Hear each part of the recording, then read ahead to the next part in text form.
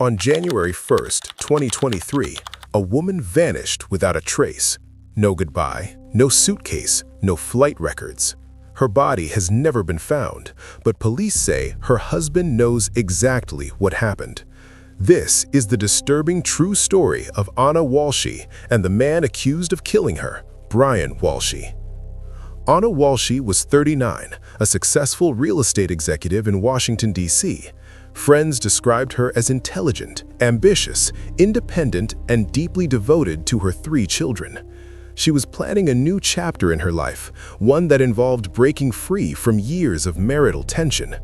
Balancing a demanding career with parenthood, Ana wanted freedom, space, and control over her life. Colleagues admired her professionalism, and friends said she carried herself with confidence. Ana was organized, meticulous, and always thinking one step ahead. But even the most careful person can become a victim of those closest to them. Sometimes the danger comes not from strangers, but from those you trust most. Brian Walshe, Ana's husband, lived with her and their children in Cohasset, Massachusetts. To outsiders, the family seemed typical, suburban, orderly, seemingly happy. Behind closed doors, however, the tension was palpable. Brian had a troubled past, including a fraud conviction, and financial pressures, parenting disagreements, and trust issues created a volatile environment. Friends later said Ana had confided her desire to leave the marriage, to start over without years of fear, conflict, and manipulation. The relationship had become a powder keg. When Ana vanished, investigators faced a complex, terrifying mystery. On the morning of January 1st, Brian told authorities Ana had left early for a work emergency in Washington, D.C. But inconsistencies quickly emerged. No flight records, no co-workers expecting her, and her phone had gone silent. Perhaps most alarming, Brian did not report her missing for several days. Police quickly began suspecting something far darker, that Ana had never left the house alive.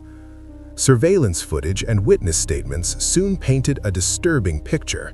Brian was seen making multiple trips to dumpsters across different towns, carrying heavy trash bags.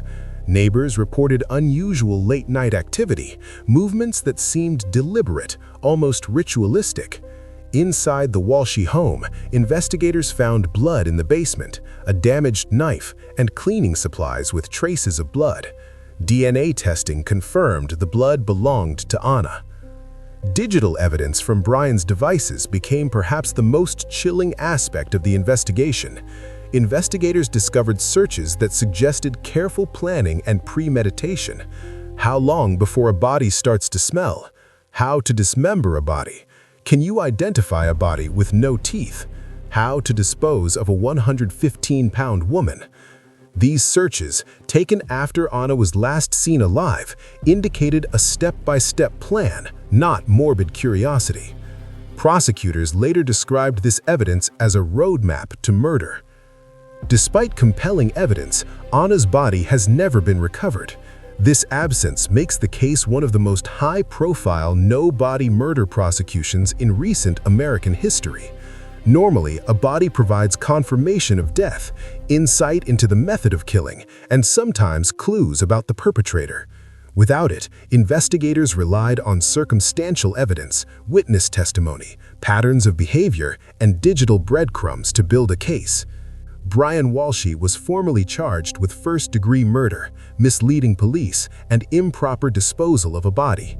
He pled not guilty, arguing that circumstantial evidence was insufficient without Ana's body. The prosecution countered that his lies, the physical evidence, and his digital searches collectively painted a clear picture of a man who killed his wife and tried to cover it up. This case raises profound questions about domestic relationships, warning signs, and the hidden realities behind closed doors.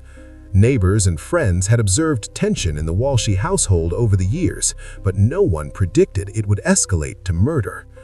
Experts in domestic violence point out that cases like this highlight the danger inherent in relationships marked by control, financial stress, or manipulation. Ana's disappearance underscores the sobering fact that danger can exist in familiar places, even in what should be the safety of one's own home. Many questions remain unanswered. Where is Ana Walshe's body? How exactly did she die? Did anyone else help Brian, or was he acting alone? Could a jury convict without a body? These questions haunt investigators, Ana's loved ones, and the wider community. Her children are growing up without a mother, leaving a void that no amount of legal evidence can fill. The emotional impact of her disappearance is ongoing and profound. Ana's case has sparked a national conversation about the role of technology and digital evidence in criminal investigations. Smartphones, internet searches, and other devices record nearly every action. In this case, Brian's digital activity was central to the prosecution's narrative.